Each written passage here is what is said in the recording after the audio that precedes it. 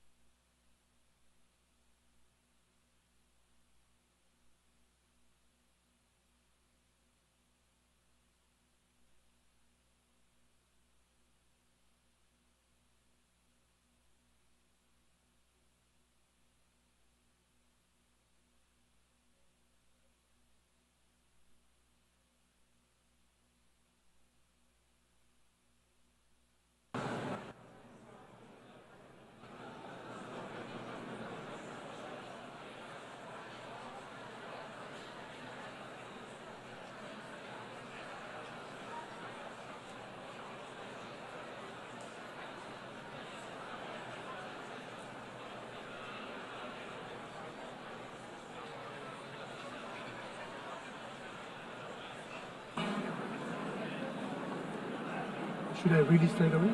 No, just gavel to check the things. Order. Order. The plenary meeting, the 10th plenary meeting of the General Assembly is called to order.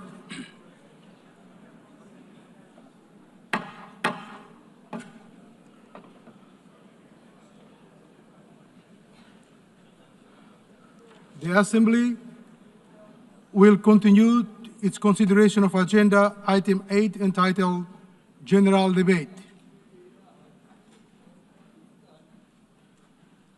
The Assembly will hear an address by His Excellency Benjamin Netanyahu, Prime Minister of the State of Israel. I request protocol to escort His Excellency and invite him to address the Assembly.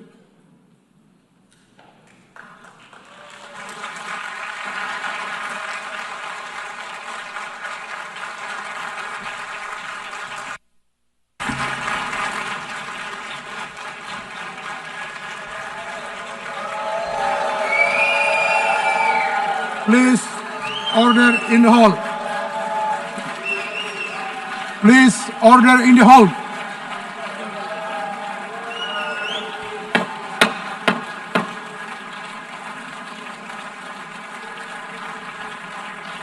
Please order in the hall.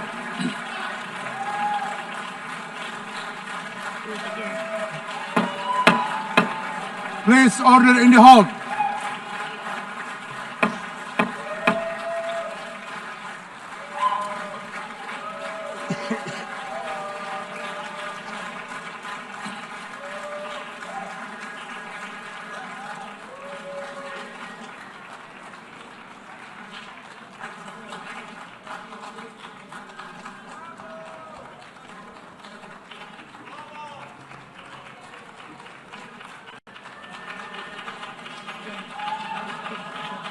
Please order in the hall and please be seated.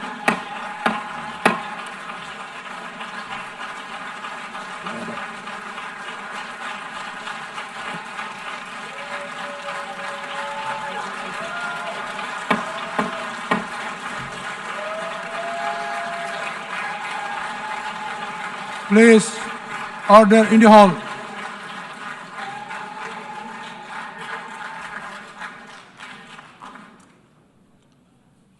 Mr. President, the families of our dear hostages languishing in the dungeons of Gaza, ladies and gentlemen, last year I stood at this podium and I showed this map. It shows the curse of Iran's terror axis. This axis threatened the peace of the entire world. It threatened the stability of our region and the very existence of my country, Israel. Iran was rapidly developing a massive nuclear weapons program and a massive ballistic missile program. These were meant not only to destroy Israel, they were meant also to threaten the United States and blackmail nations everywhere. From Gaza, Yahya Sinwar dispatched waves of Hamas terrorists. They stormed into Israel on October 7th and committed acts of unspeakable savagery.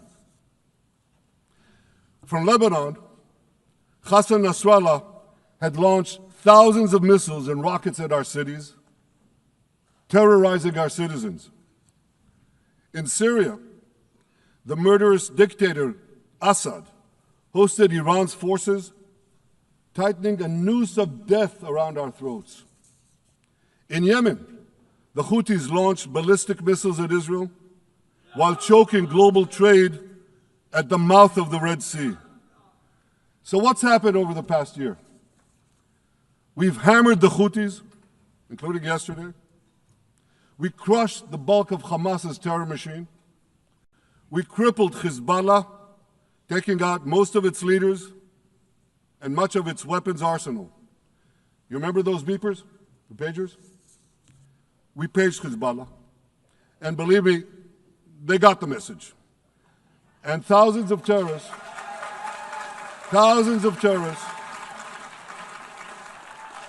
dropped to the ground. We destroyed Assad's armaments in Syria. We deterred Iran's Shiite militias in Iraq. And most importantly, and above anything else that I could say to you or that we did in this past year, in this past decade, we devastated Iran's atomic weapons and ballistic missiles programs.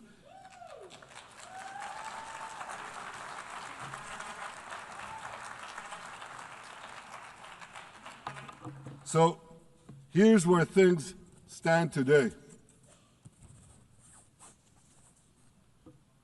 Half the Houthi leadership in Yemen, gone. Yahya Sinwar in Gaza, gone. Hassan Nasrallah in Lebanon, gone.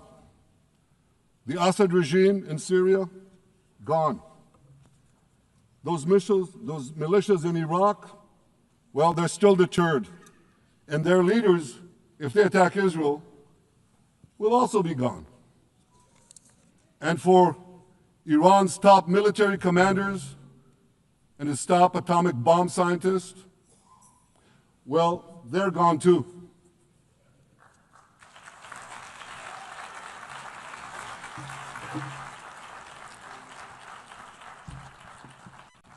Israel's 12-day war with Iran, which I renamed Operation Rising Lion, that's from the Bible. This 12-day war will go down in the annals of military history. Our daring pilots neutralized Iran's missile defenses and took control of the skies over Tehran. And you saw this. Israeli fighter pilots and American B-2 pilots bombed Iran's nuclear enrichment sites. I want to thank President Trump for his bold and decisive action.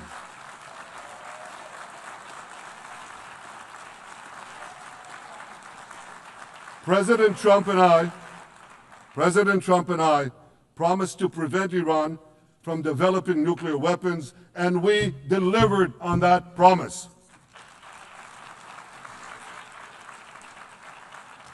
We removed an existential threat to Israel, and a mortal threat to the civilized world.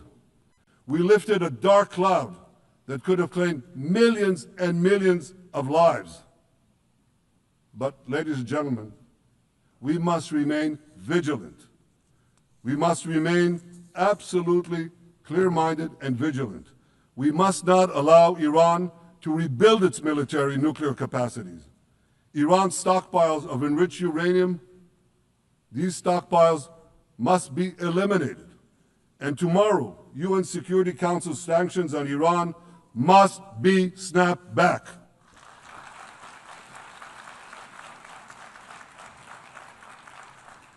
Thanks to the resolve of our people, the courage of our soldiers, and the bold decisions we took, Israel rebounded from its darkest day to deliver one of the most stunning military comebacks in history.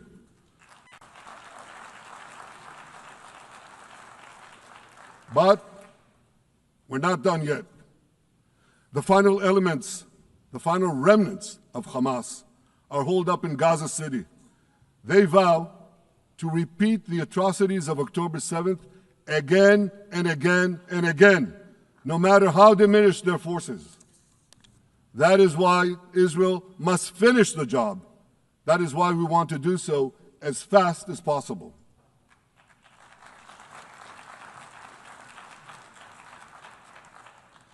Ladies and gentlemen, much of the world no longer remembers October 7th, but we remember. Israel remembers October 7th. On that day, well, I'll tell you, you can remember October 7th too. You see this large pin here? It's a QR code. What I ask you to do is hold up your phones, zoom in, and you too will see why we fight and why we must win. It's all in here. On October 7th, Hamas carried out the worst attack on Jews since the Holocaust. They slaughtered 1,200 innocent people, including over 40 Americans and foreign nationals from dozens of countries represented here. They beheaded men.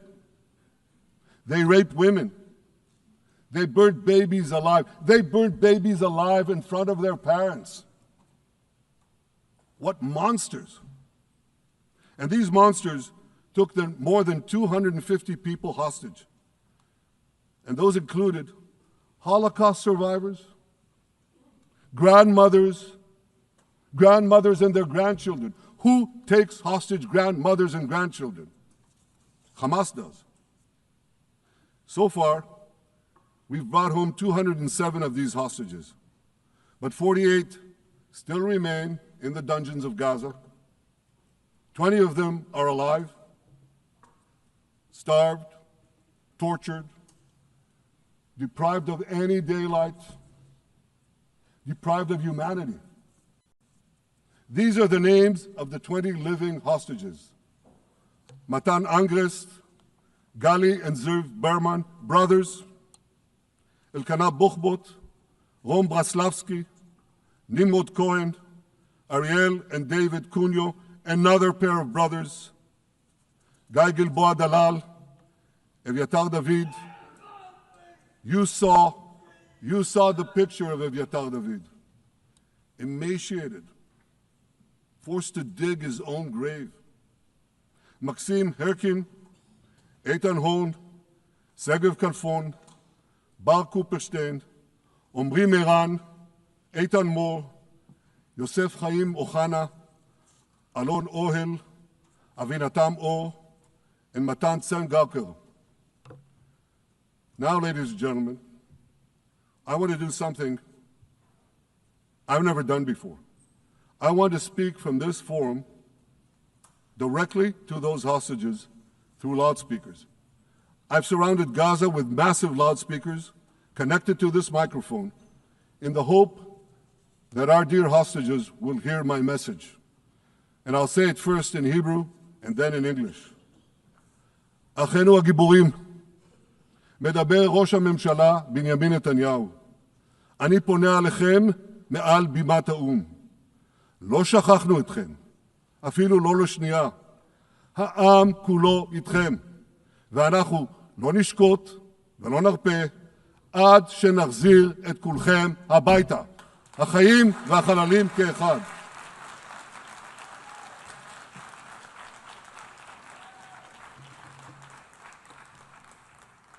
Our brave heroes. This is Prime Minister Netanyahu speaking to you live from the United Nations. We have not forgotten you, not even for a second.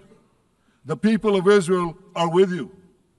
We will not falter and we will not rest until we bring all of you home.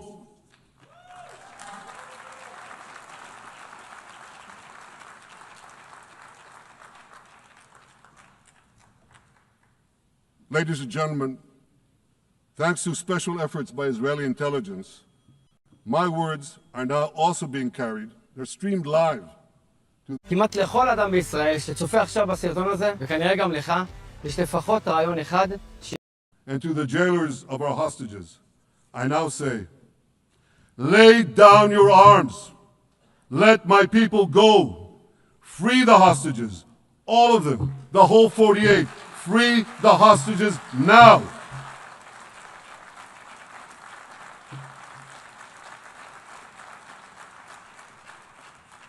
If you do, you will live. If you don't, Israel will hunt you down. Ladies and gentlemen, if Hamas agrees to our demands, the war could end right now. Gaza would be demilitarized, Israel would retain overriding security control, and a peaceful civilian authority would be established by Gazans and others committed to peace with Israel. And of course, you understand that the war in Gaza has affected every Israeli. But I'm sure there are people in New York or in London or in Melbourne and elsewhere who are probably thinking, what does all of this have to do with me? And the answer is everything.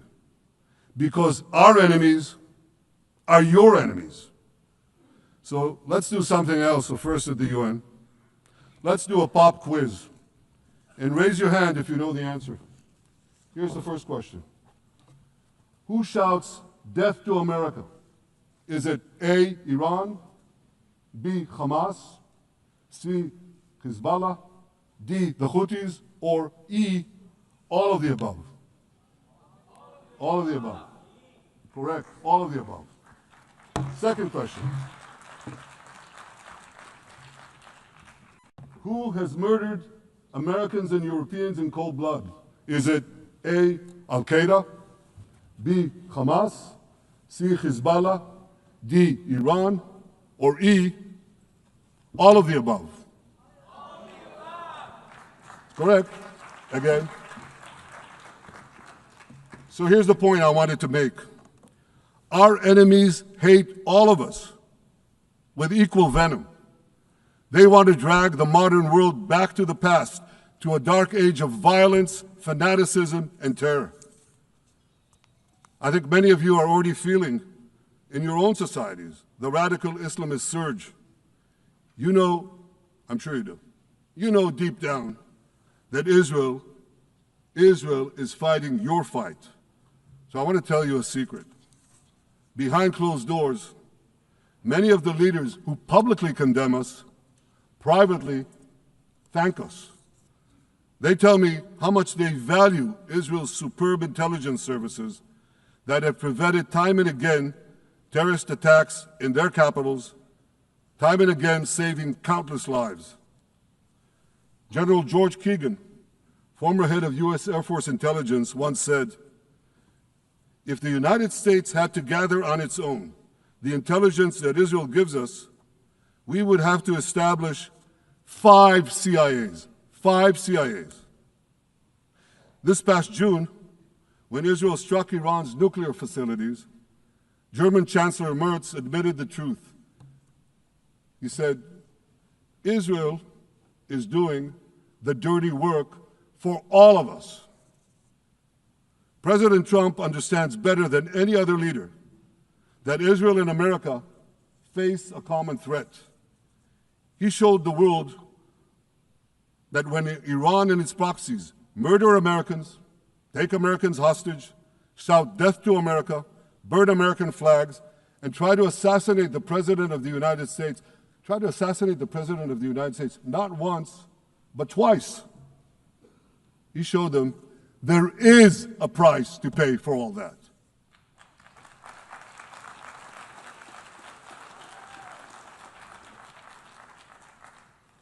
But regrettably, many leaders who are represented in this hall, they send a very different message. Sure, in the days immediately following October 7th, many of them supported Israel. But that support quickly evaporated when Israel did what any self-respecting nation would do in the wake of such a savage attack. We fought back. Now just imagine, just sit back for a second and imagine an attack against America proportioned to the attack against Israel on October 7th. Imagine a regime, a terror regime, dispatching thousands of terrorists to invade the United States. They massacre 40,000 Americans. They take 10,000 Americans hostage. What do you think America would do? You think America would leave that regime standing? You don't think that. No way, not a chance. The United States would wipe out that terror regime and ensure that such savagery would never threaten America again. This is precisely what Israel is doing in Gaza. We're wiping out the terror regime of Hamas and ensuring that this savagery will never threaten Israel again. That's what we are doing. That's what any self-respecting government would do.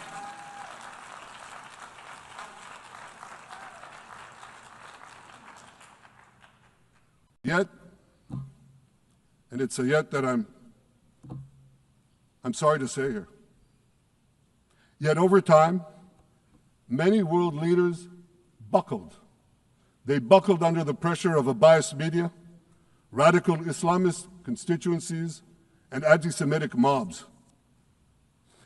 There's a familiar saying, when the going gets tough, the tough get going. Well, for many countries here, when the going got tough, you caved. And here's the shameful result of that collapse. For much of the past 2 years, Israel has had to fight a 7-front war against barbarism with many of your nations opposing us. Astoundingly, as we fight the terrorists who murdered many of your citizens, You are fighting us. You condemn us, you embargo us, and you wage political and legal warfare, it's called lawfare, against us. I say to the representatives of those nations, this is not an indictment of Israel. It's an indictment of you.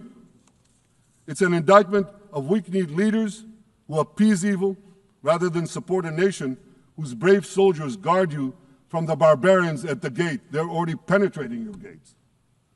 When will you learn? You can't appease your way out of jihad, and you won't escape the Islamist storm by sacrificing Israel. To overcome that storm, you have to stand with Israel. But that's not what you're doing.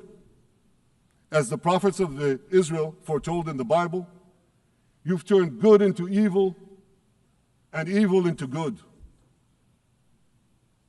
Now I want to drill down on this. Take the false charge of genocide. Israel is accused of deliberately targeting civilians.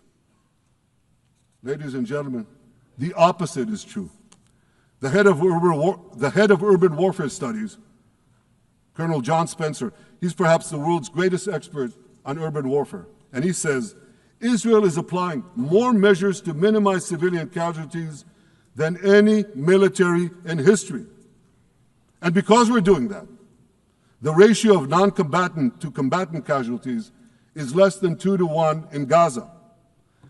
That's an astoundingly low ratio, lower than NATO's wars in Afghanistan and Iraq, especially when you consider that Gaza is one of the most densely populated urban areas on Earth.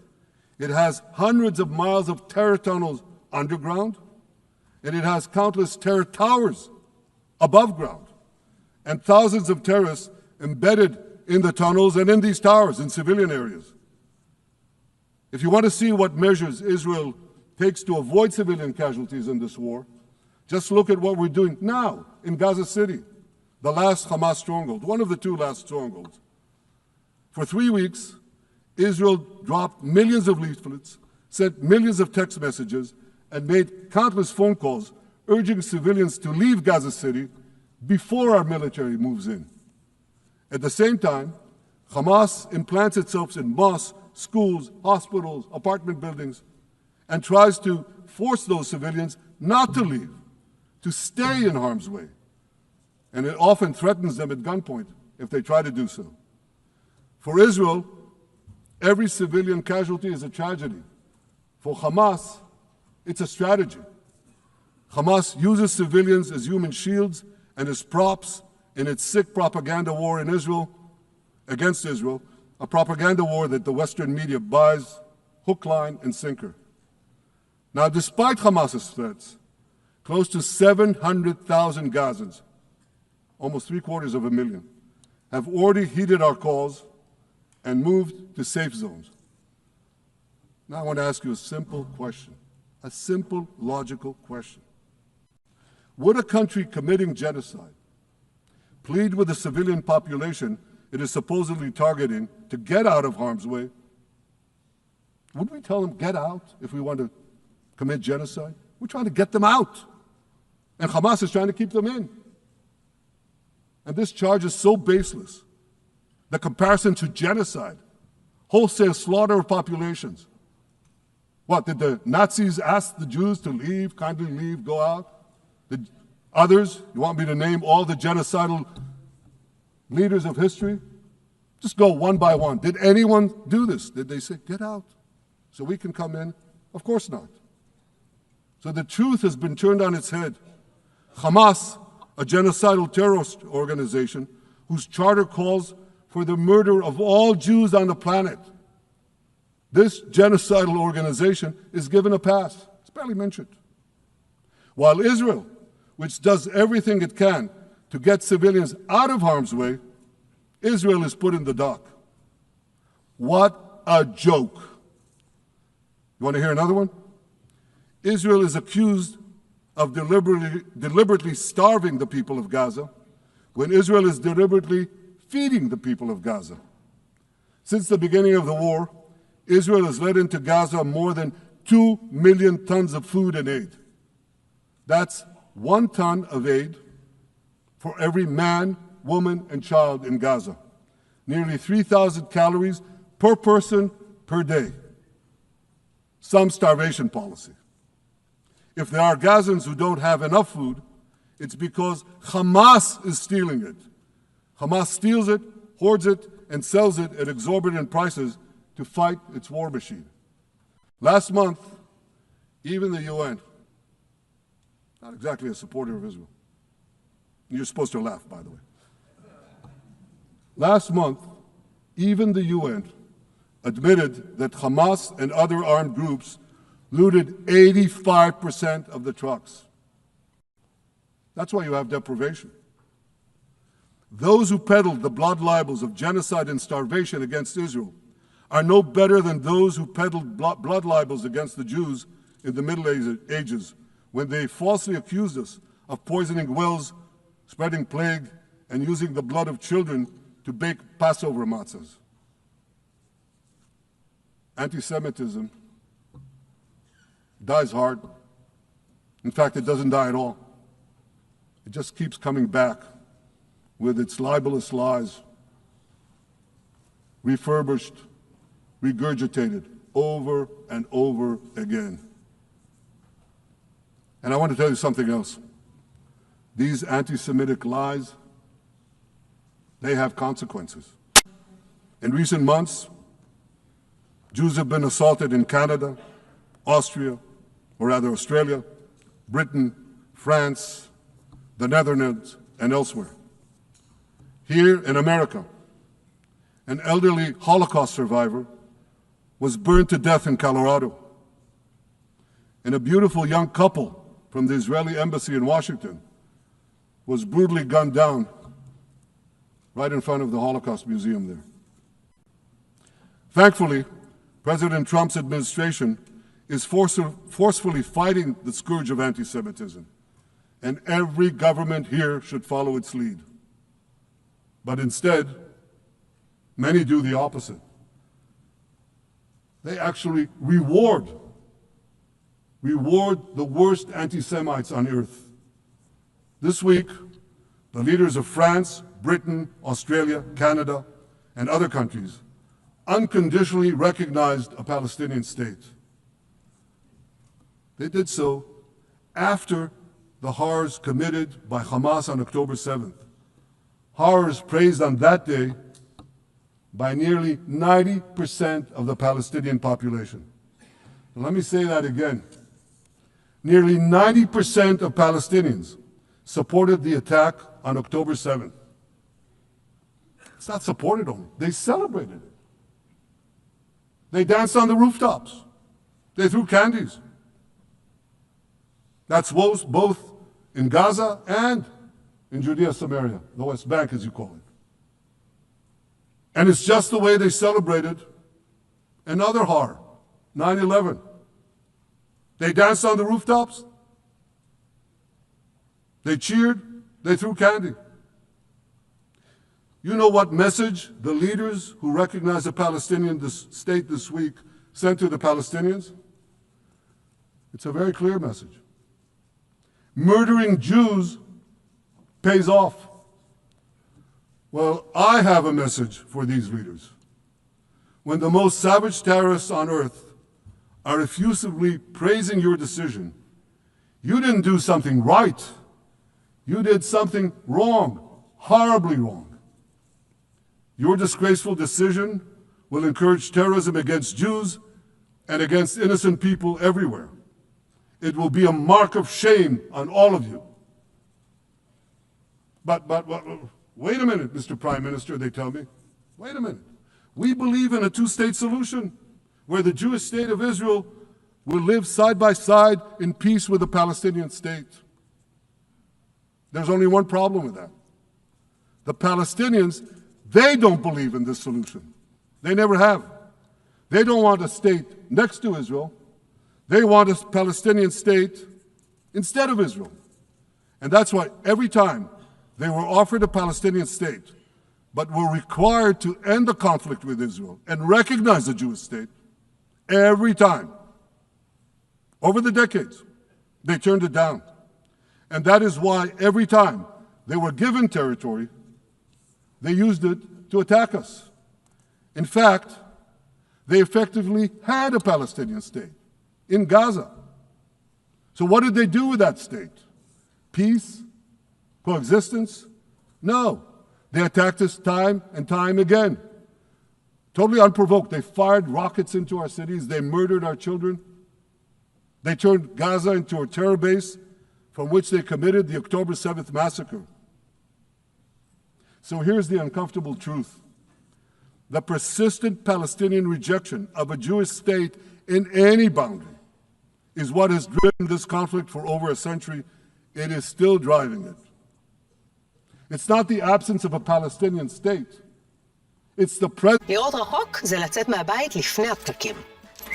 ולעשות ביטוח רכב במקנה. That the foreign chancelleries and the ministries and all those who pontificate about this, and the leaders, how can they not see this basic truth when it is repeated again and again and again ad nauseum? And I want to say something else. This rejection of a Jewish state not only applies to Hamas, it also applies to the so-called moderate Palestinian Authority. You should know that the Palestinian authorities pays terrorists to slay Jews. The more Jews the terrorists slay, the more the Palestinian Authority pays. The Palestinian Authority names its government buildings, its public squares, its schools, after the mass murderers of Jews, which they glorify as martyrs. They pay and glorify not just the killer of Jews, but also killers of Christians. Christians like Taylor Force, an American veteran who was brutally murdered in Israel by Palestinian terrorists. But, that I hear from the Western leaders. They tell me, the PA promised us it will reform. And I know this time, Prime Minister, it will be different. Yeah, right. We've heard these promises for decades. They always promise. They never deliver. Because you see, the Palestinian Authority is corrupt to the core. They haven't held elections in 20 years. They use the same textbooks as Hamas, exactly the same textbooks. They teach their children to hate Jews and destroy the Jewish state. And Christians don't fare much better. When Bethlehem, the birthplace of Jesus, was under Israeli control, 80% of its residents were Christians. But since the PA took control, that number has dwindled to under 20%. These are the people you want to give a state to? What you're doing is giving the ultimate reward to intolerant fanatics who perpetrated and supported the October 7th massacre. Giving the Palestinians a state 1 mile from Jerusalem after October 7th is like giving Al-Qaeda a state 1 mile from New York City after September 11th.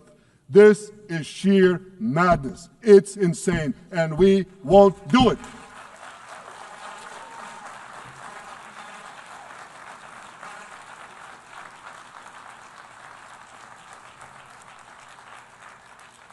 So here's another message to those Western leaders. Israel will not allow you to shove a terror state down our throats.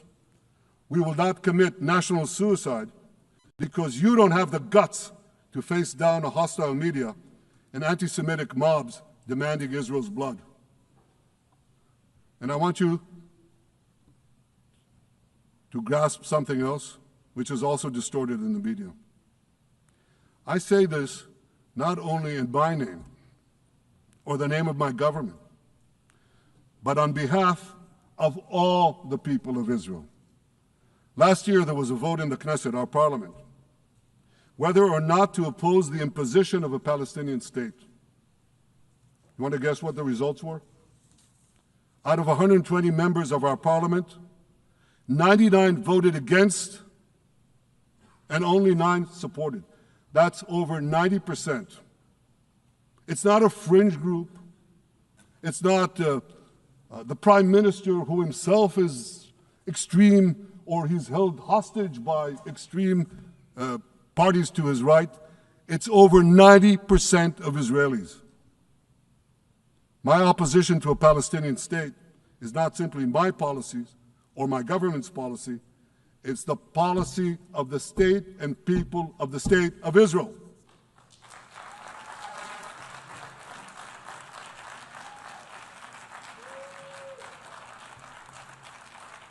Western leaders may have buckled under the pressure. And I guarantee you one thing, Israel won't. Israel's victories over the Iranian... Thank you, I know you won't too, that's good.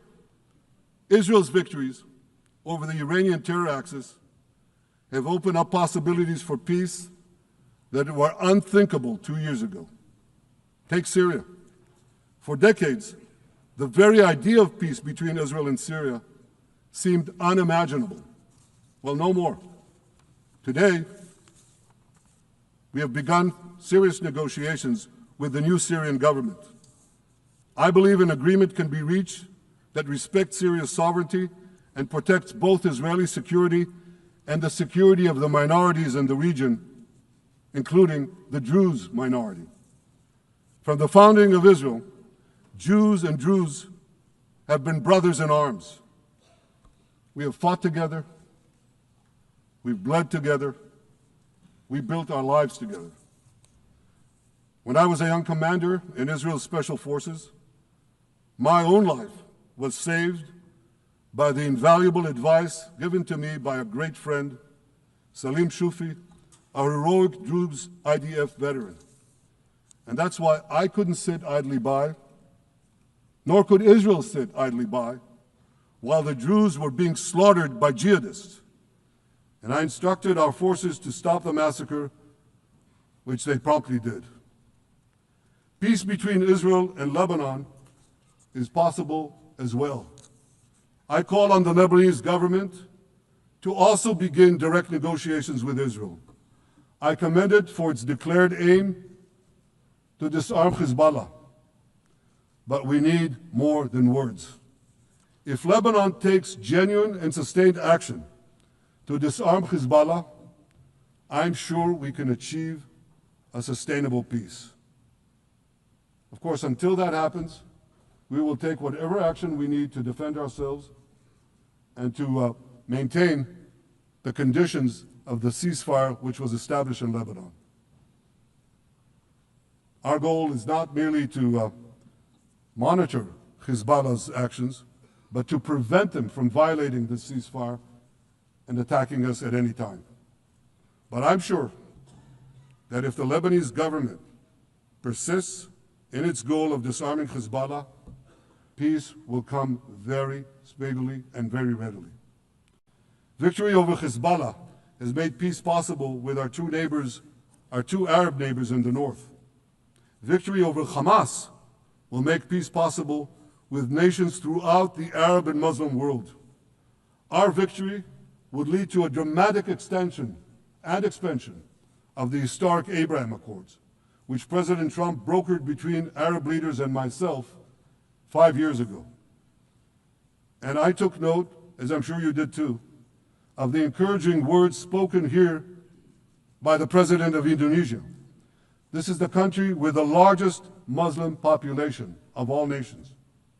And it's also a sign of what could come. Forward-looking Arabs and Muslim leaders know that cooperating with Israel will provide them with groundbreaking Israeli technologies, including in medicine and science, in agriculture and water, in defense and AI, and so many other fields. I believe that in the coming years, the Middle East will look dramatically different. Many of those who wage war on Israel today will be gone tomorrow. Brave peacemakers will take their place. And nowhere will this be more true than in Iran. The long-suffering Iranian people will regain their freedom. They will make Iran great again. And our two ancient peoples,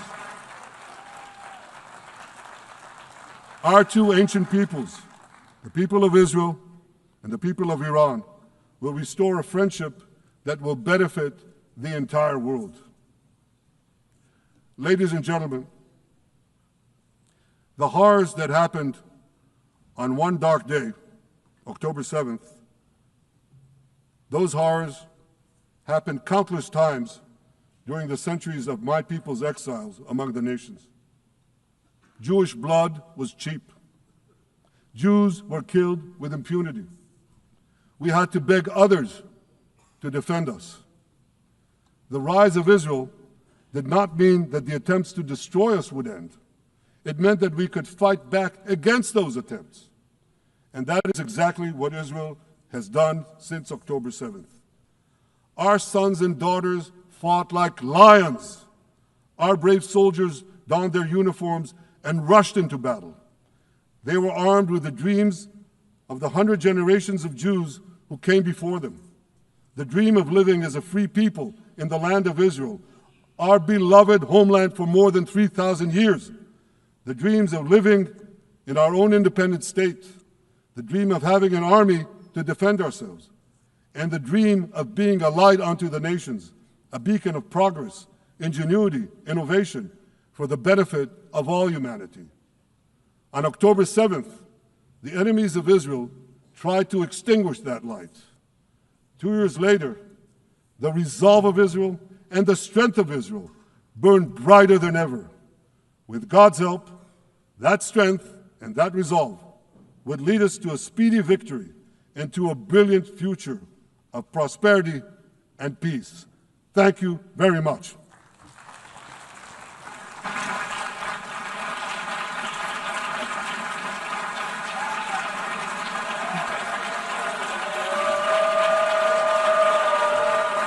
On behalf of the Assembly, I wish to thank the Prime Minister of the State of Israel,